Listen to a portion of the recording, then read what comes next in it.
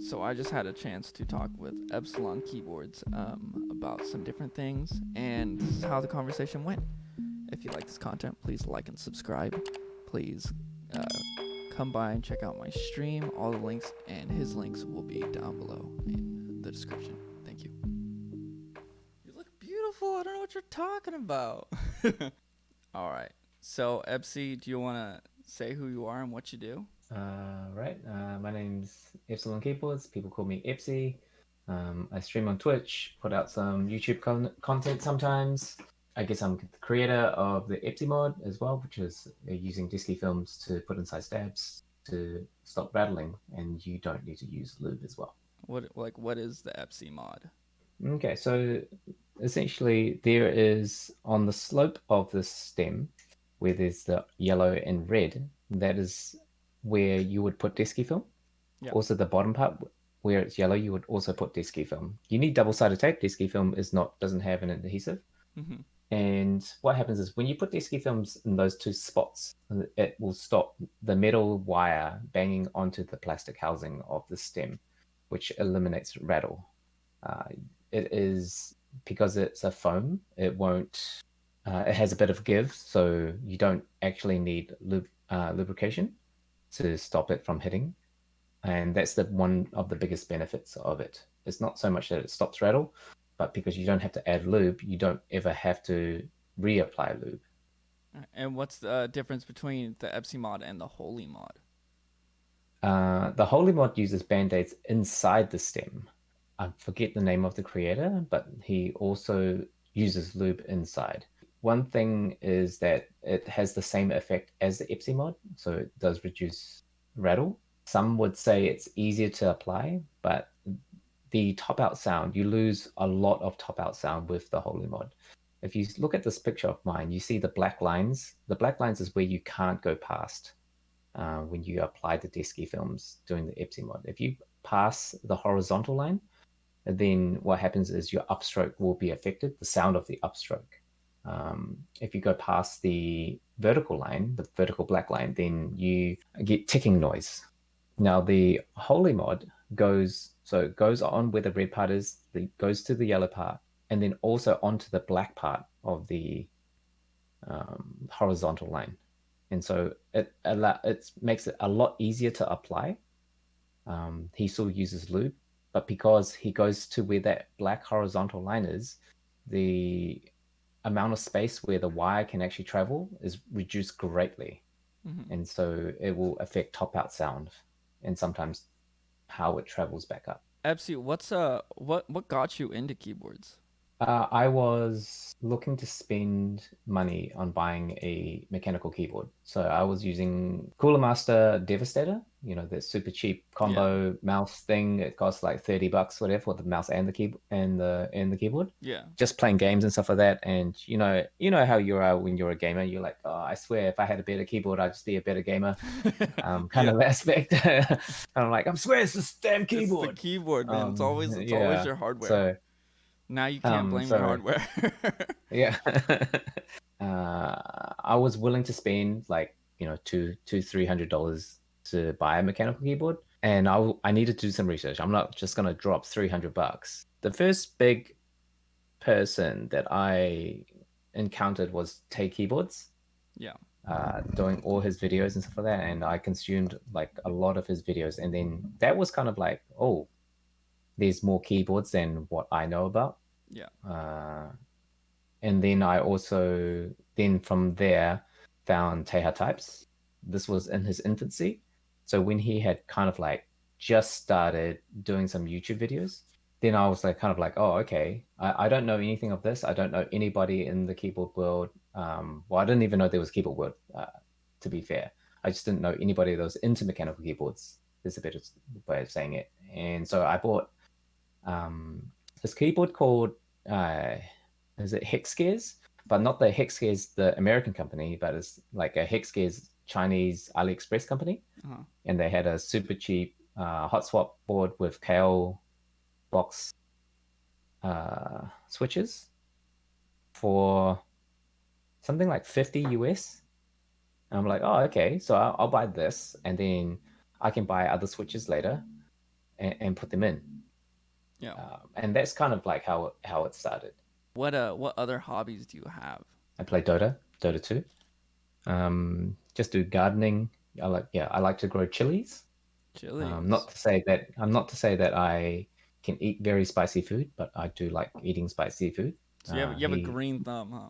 You could say that, like you could say that now, but wouldn't say like, as a kid I had a green thumb. I wouldn't say that, even though my father had like lots and lots of fruit trees and things like that. What's your favorite keyboard that you have, old or new? So I would say this is always going to be one of my favorite keyboards. So this is how do I show it? So this is a Cooler Master Rapid Eye. It's a bit scuffed on the back because I just didn't know where the holes were and things like that back then. But it's one of my first keyboards that I really took time to modify. It is just a pre-built keyboard. It came with Cherry MX Browns. I spray painted it white, so it was a black keyboard. It now has Gateron yellows inside, so it got desoldered, put in some Gateron milky yellows, and these SA Max Key blue and white. So yeah, one of my favorite keyboards still.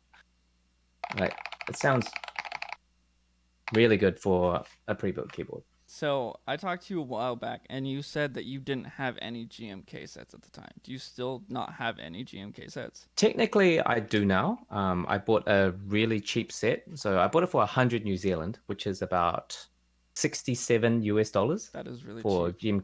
GMK Kaiju. Oh wow, okay.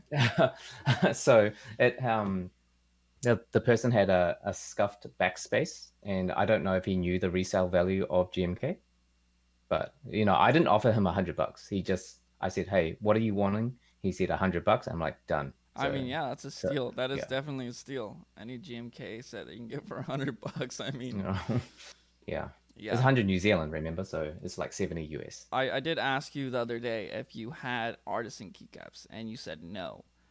Would you ever are you ever thinking about getting any? Maybe if like one catches your eye, or you're just kind of stepping back from that market of keyboards? No, I don't think I don't think really artisans for me per se. Like, there might be some special ones that, let's say, for example, Gion Works decided he wanted to make me an artisan keycap, a metal one. I wouldn't say no.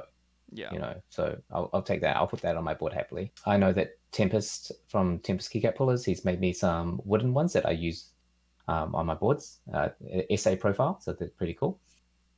But otherwise, I don't see much point on it. I feel like you can call it a sub hobby. Like, it's obviously a hobby within a hobby. Yeah. If you're not into keyboards, you're not going to be into artisans.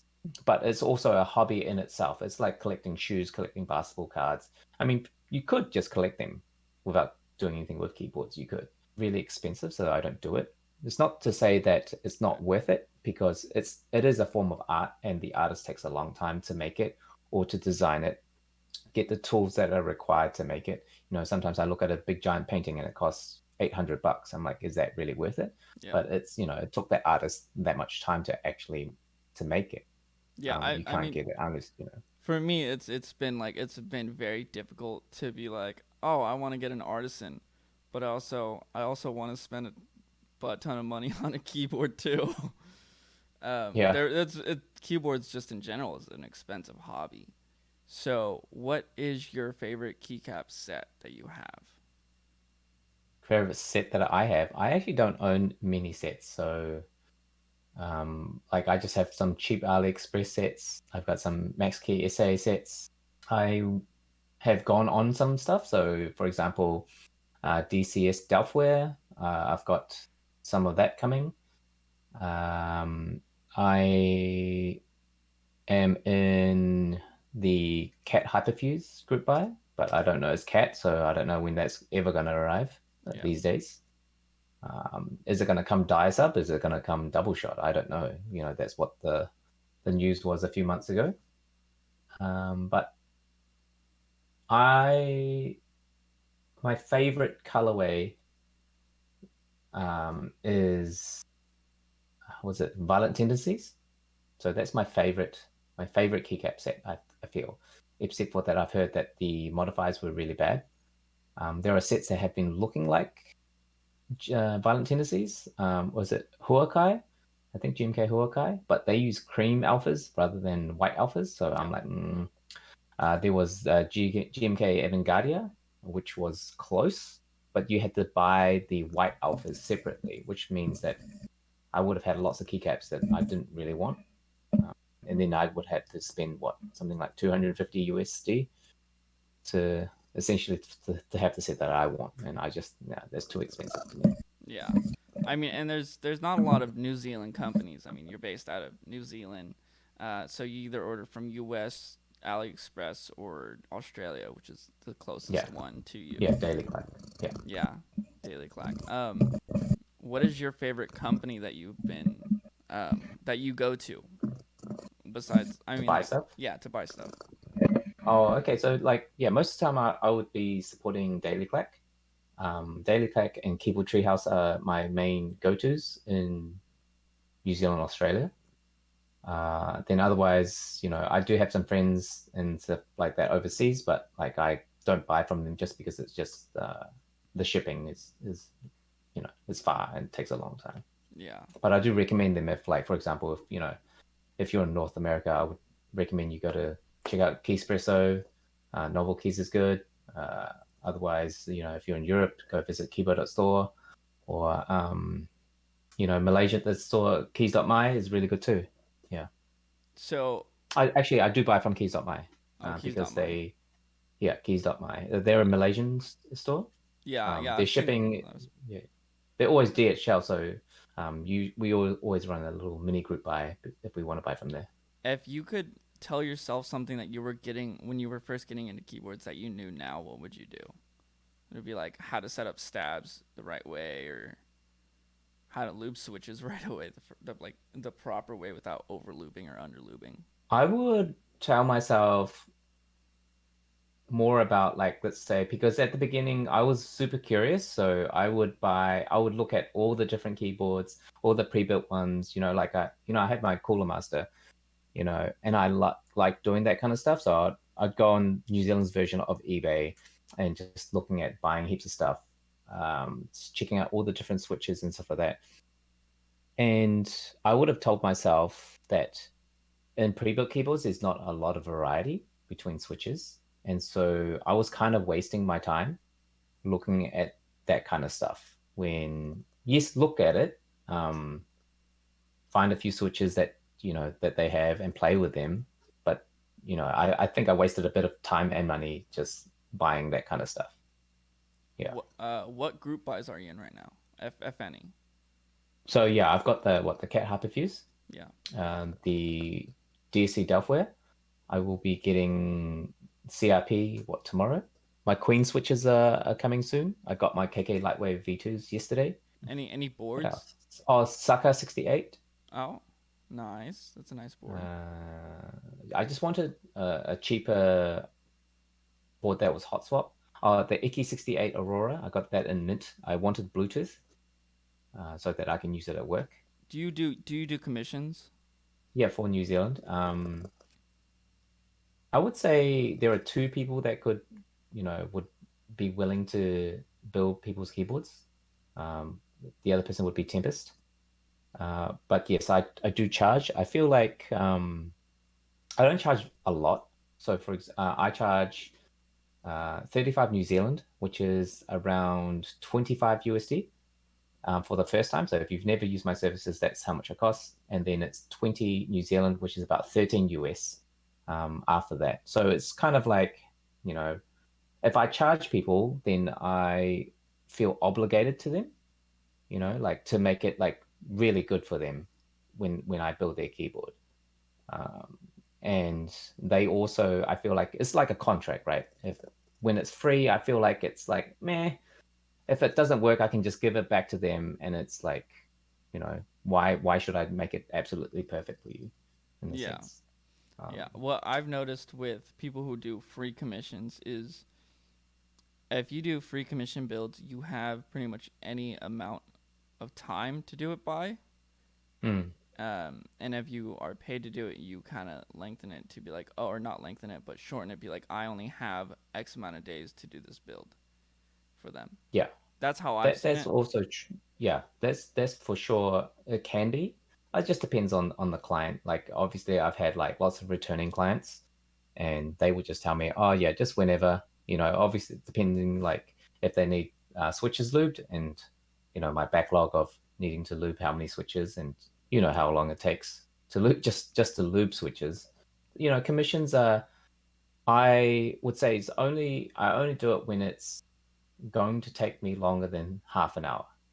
So like, a build takes a lot longer than half an hour. So I had people come to me with problems like, for example, the USB-C has broken off, and I'll solder that on, and I won't charge them at all. Yeah. One of their switches needs a bridge put onto it. Yep, no problem. I'll put that on for you. Yeah, no charge.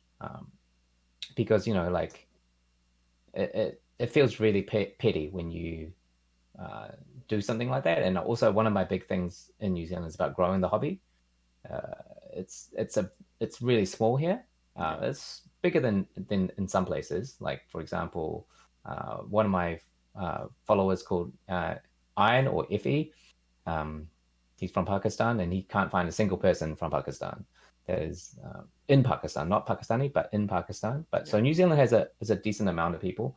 But my thing is to educate them and to get them into the hobby. I'm running meetups. I'm running a meetup in 2 weeks as of this recording, which is today, what's the 9th of May. And we'll also run a big one in November. Before it was just Gok running it. And, he's busy as well. He's, creating keyboards, designing keyboards, and he's got his day job. And so I think, but also having two people was really good to bounce ideas and make meetups Yeah. better Well, and better.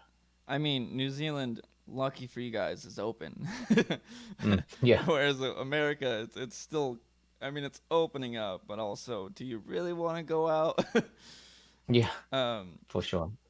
but yeah, no, I mean, I got into the keyboard hobby after, or just in the beginning of the pandemic, just before is when I started getting interested in it. Yeah. I built my first keyboard about a year ago, and now I'm like 9, 10 in. Yeah. But um, what I wanted to ask you is what's one of your favorite creators in the community right now, or who is one of your favorite creators? So designing keyboards. Designing keyboards, or I'm more asking about streamers or YouTubers. Oh, okay. So it's really changed over time. So when I first got into keyboards, the big streamers were like Hugo Keys, Yeah. Man of Interest, Teha, Mr. Keebs, Anthony 001. Was it 001 Anthony? I forget. I think it was Anthony Uh, 001. yeah. So yeah, and I got into streaming just before the pandemic. So I had already started planning on doing it, and that's why I have webcams because the moment the pandemic hit, there was like all sold out. You couldn't get a webcam in New Zealand. Yeah. And then obviously when the pandemic hit, all these other streamers popped up. So like just around when I was streaming, or maybe just before or just after. So you get the Alex Otos, the Annie Nguyen, Doctor Huru, Got DD Klein, but DD Klein was here before. DD Um, Klein, yeah, DD Klein, and then I would say a couple of months after me would be like your Kimchi Jody boys, um, Tim Keelis, who used to be called a bunch of Koreans. Tony, Uh, Tony, but no, Tony, Tony came way after. yeah, Tony Tony has was not. like the newest one that's blown up. Yeah, so I would say back in the day when I just started watching streams, Hugo Keys and Man of Interest were my two favorite because they were really knowledgeable and also had a bit of humor towards it, and that's why I guess I don't know, is that why they became friends? And then they do those the keyboard skits. I don't know if you've seen them before. I think I have. I can't remember. Now that I'm back working as well, like it's a bit harder to watch streams, so I have to pick and choose. Now, picking and choosing is not just be like, oh, I can pick every single one and I choose these ones. Yeah. It's kind of like these guys stream when I'm at work, so I just can't choose them. Yeah. And then there's the ones that are left over, and then I choose from them. Yeah. So it's the pool is getting smaller, I have always supported the smaller streamers. I like being able to interact with the streamer. And yeah, obviously, when the streamers start getting bigger and they have 100 people in chat, it's just like you can't have a chat Yeah. with them. They're answering questions from lots of people. So it's hard to say right now who, specifically who I'd watch. If you're streaming keyboards, I'm in there, having a chat. Tic Tac Talk would probably be the one I've been watching the most lately. TikTok Talk's been pretty good. You showed me them. I started hopping in every once in a while. I mean, when I go into Twitch chat, I'm more of a lurker, and every once in a while I'll chat. But I too like smaller streamers. I'm not huge into big streamers. Every once in a while I'll like hop into maybe like Tejas or something. But usually I'm in like Hayashi's or I'll hop into yours whenever like I can. But I can't go into like Alex Odo's. I just like gonna get overwhelmed with everyone in there. Yeah, 250 viewers. That's too many chatting at the same time. Yeah, I mean that's just my personal opinion and how I feel. But yeah, it's hard to grow a connection with the streamer that way. So I guess, yeah. I feel like I feel the same way. Like, so when Andy Ewan first started, I was in there a lot. Yeah. And now that, even though I don't watch his stream regularly, like, because I was in there in the early days, if I chat to him, he'll like, instantly chat back, and that's pretty cool. Yeah.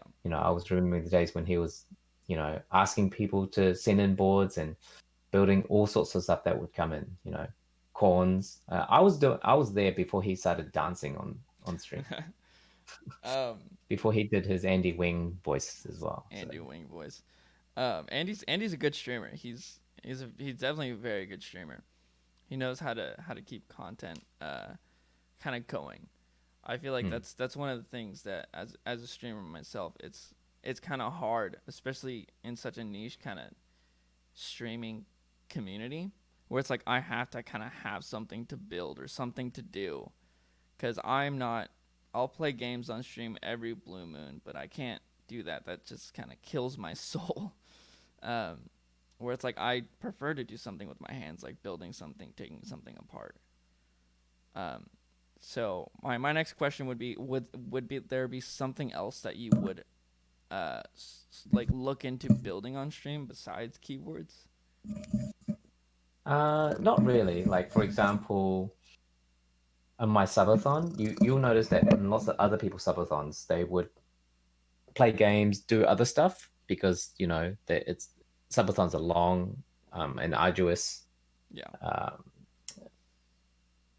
But I only did keyboard stuff because obviously in the name is EpsilonKeyboards. I know some people who although who had, so for example, Kiwi Kang, he did the gaming and the keyboards at the same time. But then after maybe a few more months, he just went straight pure keyboards. Yeah. Because, that's kind of like our hobby. And I feel like that's the niche. Obviously, there are some people who are kind of like cross genres a little bit. Like, for example, Mini Kuma Bear, who does crocheting, but he's friends with a lot of keyboard people. And so he's kind of got that cross group kind of thing. I also don't think I have any other knowledge to be able to drop on people if I wasn't building keyboards. Nothing that people wouldn't know per se. Yeah, it's not like I can do a cooking stream because my setup's in my room, not in my kitchen. I would love to see an Epsilon cooking stream. Yeah. I think that'd be the best content out there. Is just an Epsilon cooking stream with your soft, lovely voice. I'd be there in a heartbeat. It's what's really funny. Like, everybody hates their own voice to a certain extent, right? But obviously, because I'm not American and I have this strange down under accent, people say like, hey, they really enjoy it. I don't know how much they enjoy it. Like, let's say after they've watched me for a few months and it doesn't sound like an accent anymore. I had a friend from Wisconsin who was Oh, here hold on, for, hold I on, know, Ebsi, you're breaking up. You're oh, is it Discord? I think it's Discord because I mean I kind of see you, but you're lagging on your words and your cameras. Okay. You look like a 8-bit piece of art. Oh no. Yeah, yours really pixelated too Oh, you're at the moment. back for me now. Okay. I don't know. All right. I think yeah, you're good. All right. All right. Which part was after? Yeah. So you were talking. So if you did I don't know. I would be there if you did a cooking stream. I'd. You're talking about your accent though. Um. Oh yeah. So I have a friend from Wisconsin who was living in New Zealand for a while. This is years ago. And we'd be friends for like 4 years, whatever.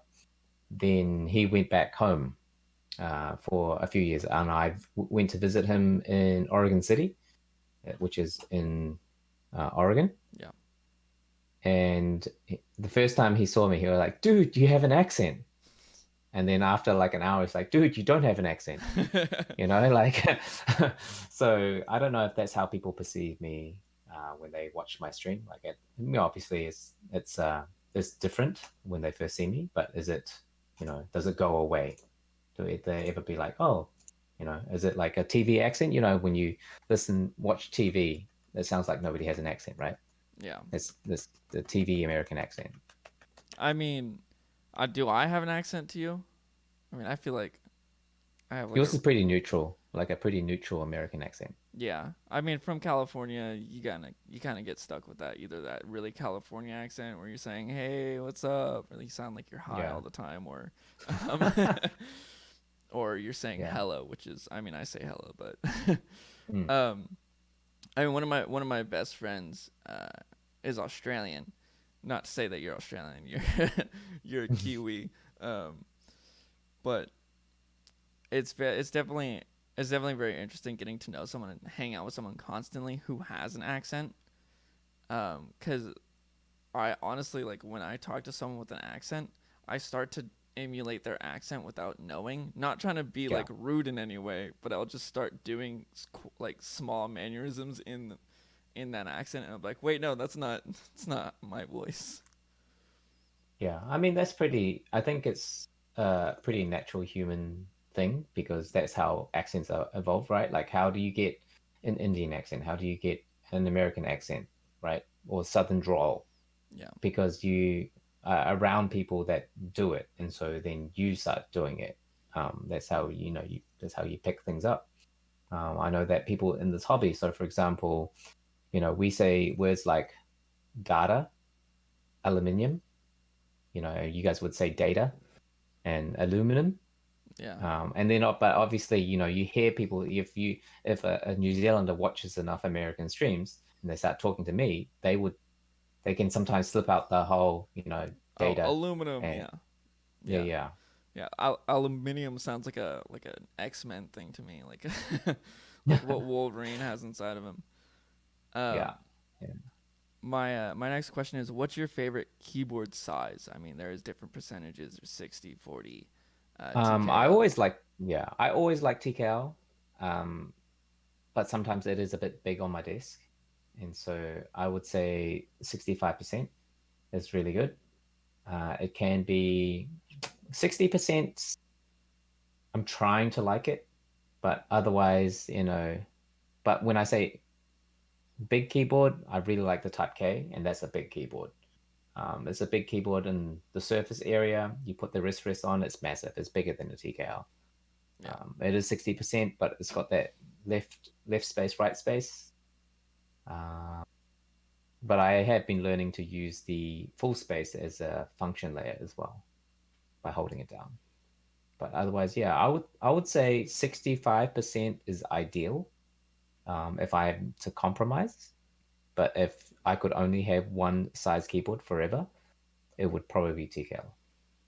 Um, a while back, me and you were on stream together. We are on both of our streams consecutively, and Teha Types came into your chat and said, Mm-hmm. or he said something about along the lines of, once the coronavirus ends, he's retiring or something like that, or there's gonna be a bunch of keyboard streamers who leave the Hmm. community.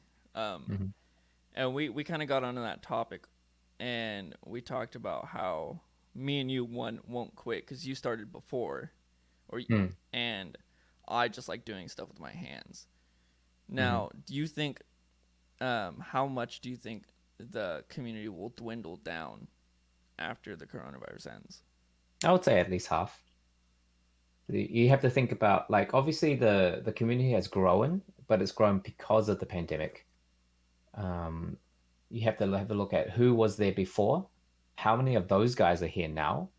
Like, for example, Huey doesn't stream at all. I barely see him. Yeah, I haven't seen Huey Um, stream. I missed um, Huey's streaming time. yeah.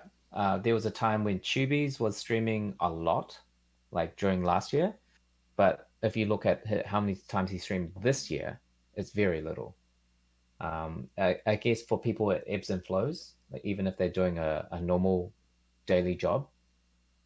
But yeah, I feel like, if it goes away, people have more time to do other things, or they want to do other things, spend their money on other stuff. Keyboards, you need to be indoors to do keyboards. You're not doing it outdoors. And if you're spending most of your time indoors, then that's what you're going to be spending your money and time on. Um, I know a lot of people using the keyboard hobby, maybe streaming as well, is just to keep themselves sane, to be able to talk to other people, interact, and feel like they're connected when they are very disconnected from the world, because they can't see, people in real life.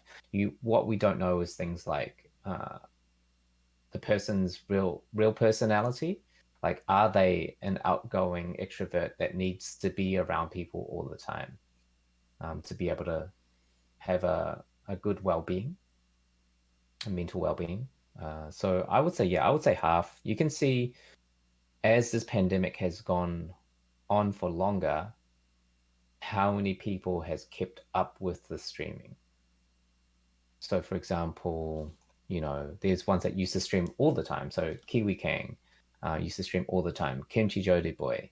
Lots of people used to stream all the time. And now who streams all the time? It's just the ones that um, have either made partner, or they have a goal in mind. They're not Yep. just doing it for fun. So for example, Tim Keelis, he's trying to make partner, and so he's streaming a lot. Thick Tack Thok, because obviously they don't, it's like New Zealand, there's not a lot of coronavirus, and he can go and do other stuff, but because he, as part of his daily weekly routine, he's streaming. um yeah, I do feel like a lot of them will go. Um, going off of that, you said that most of these people won't continue streaming, and if they do, it's because they have a goal. Um, do you have a goal? Do you want to hit partner? Do you want to do something? Do you want to like make your own keyboard and have it for group buy or something? Um, at the moment, I'll say no to everything that you've suggested. I don't think I'm so serious that I want to have partner. It's harder as well on myself because of the stream times and the time differences. The largest audience is America, and so if I want to be able to target them, I need to stream at a good time for them. And really, that's just my Sunday mornings. I can't do it. I can't do it during a weekday. Obviously, I work, come back. When can I stream? 6 p.m. 6 p.m. is 11 p.m. your time. You know, most people, if they're going to do normal work, they're going to be in bed, whatever. Um, so that's a thing. I don't, I just did it kind of for fun, and I continued because I have an audience. Um, as I said before, my main goal is to grow the hobby, even if it's not to, let's say, grow it to a larger size, but grow it so that we have a very stable base. So, for example, there are 40 people who are really into keyboards, and they're probably going to be into keyboards for the next foreseeable future. And then there are people that come and go. I would say that would be a really healthy size. Uh, we've had 4 keyboard meetups in New Zealand. Uh, it grew. The first New Zealand official New Zealand meetup had 3 people. That sounds like a great time. Not gonna lie, I don't like people, so I think I'd have a blast. um, and then I think the next one had 10. And I went to the third meetup, which had about 20 people. And then I helped to run the fourth one, which had about 60 people. But Nice. you have to realize, but when COVID, meetup number 4 was after we finished lockdown in New Zealand. So we had gotten rid of COVID, and then we were allowed to do normal stuff. And so, there was a build up of people who got into the hobby during the pandemic, and then now there was an outlet for them to be able to see and type on more keyboards. So this coming meetup in a couple of weeks' time, it's going to be interesting to see who's there. We're not doing any prizes or anything like that. It's kind of like a bit of a feeler to see how it goes, and that's essentially it. Have a bit of fun. It's kind of like when you play casual football or casual sports on the weekend, right? You might be well known in your club, and in your club, all you're trying to do is just nurture the ones that are coming through, making sure that they're having a good time, helping your club grow to be a better club. You're not trying to be pro. You're not trying to make a name for yourself. Those are side effects that happen through streaming. Yeah. Man, I had a question and now it's just all of a sudden gone. While I try and regather that question, could you introduce us to your cat? Because your cat has been roaming around. She's yeah, her name's Ruby. She's on the windowsill at the moment. But she loves my chair. So the chair I'm sitting on right now. So she doesn't like you sitting in it. It's her chair, you mean? Yeah, if I get off, like, say she's coming back here. She's a person cat, people cat. So she likes being around people. Mostly just me. So she would like sleep on my chest when I'm sleeping, get under the blankets, and because I'm in here, she wants to be in here as well. Yeah. I never got a chance to go to a meetup. Still haven't. So when I go, do you have any information for me for like my first meetup, etiquette in a way?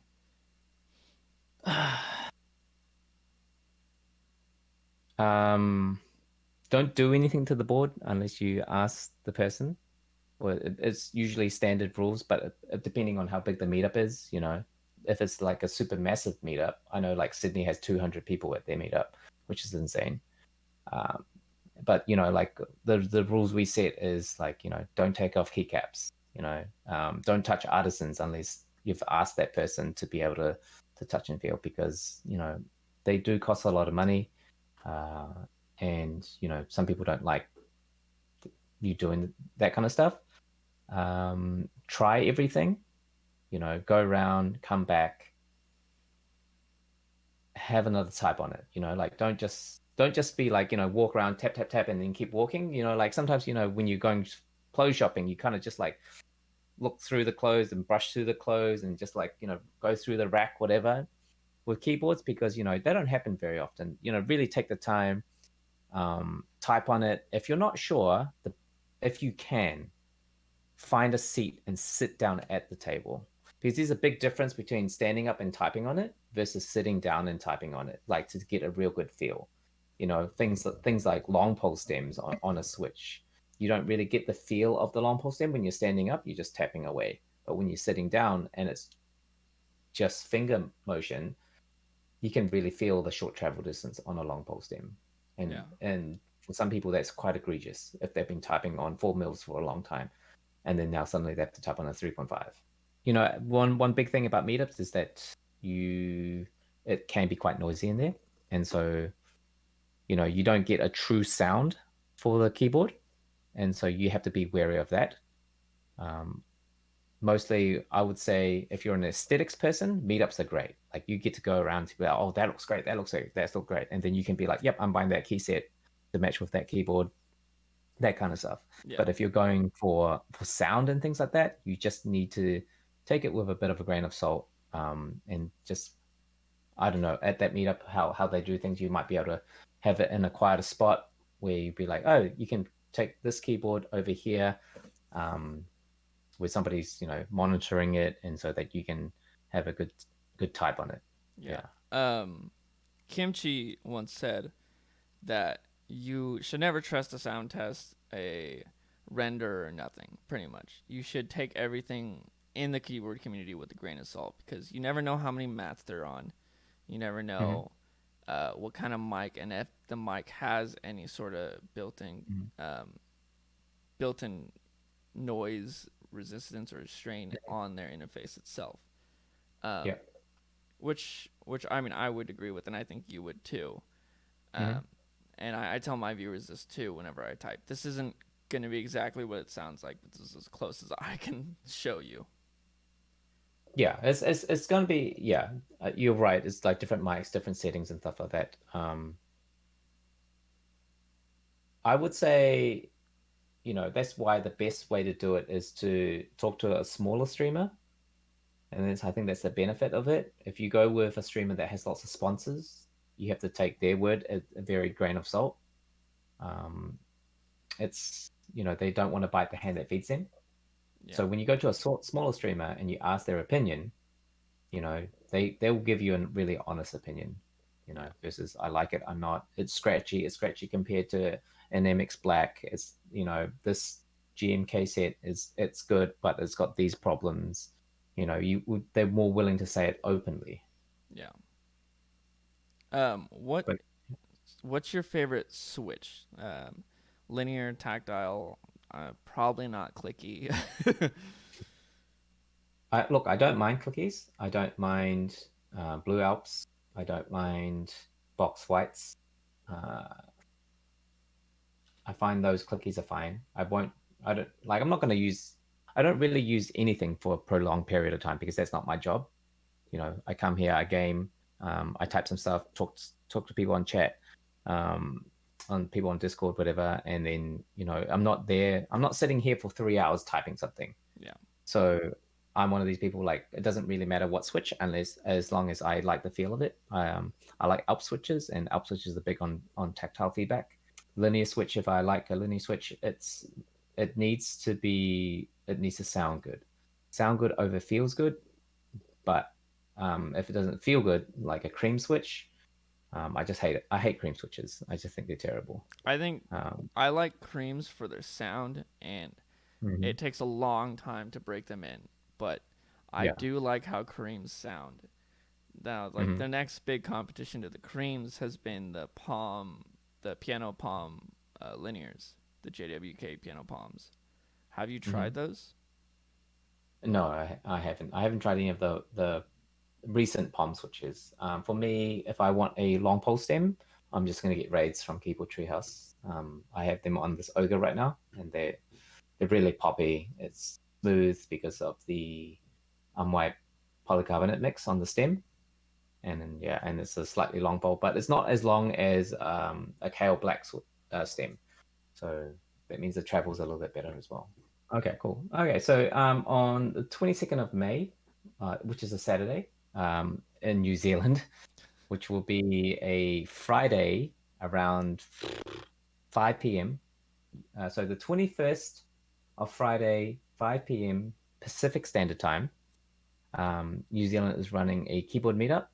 Uh, Gion Works very, very graciously sent me my frog early. So I was one of the very lucky people that was able to get a frog.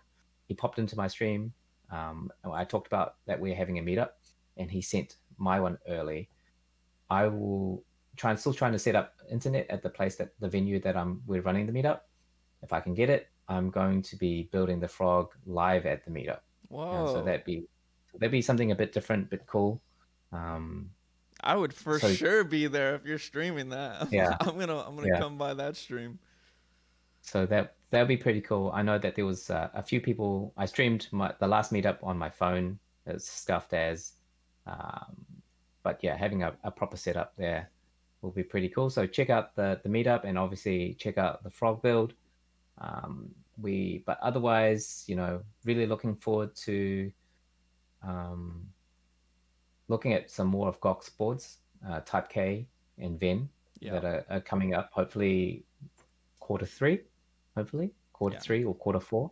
And otherwise, I just stream. I stream every Thursday, every Sunday, which for Americans is Wednesday and Saturday. My YouTube is just YouTube/EpsilonKeyboards. One of the things that I am trying to do is to make some more content that isn't just typing tests. And if it is typing tests, it has a bit more information. I will have an updated EpsiMod video at some point as well. The picture that you saw earlier will be part of that. Obviously, having a diagram on there will be, a lot more beneficial. And I was helping Hayashi when I created that, and then I was like, wow, this is actually really good. It's helping Hayashi, so hopefully it's gonna be good for everybody else too. All right. Well, all your links will be in the description below. Big thank you for doing this, being the first interview. The next one will be with Bespoke, which is a vendor or my stream sponsor.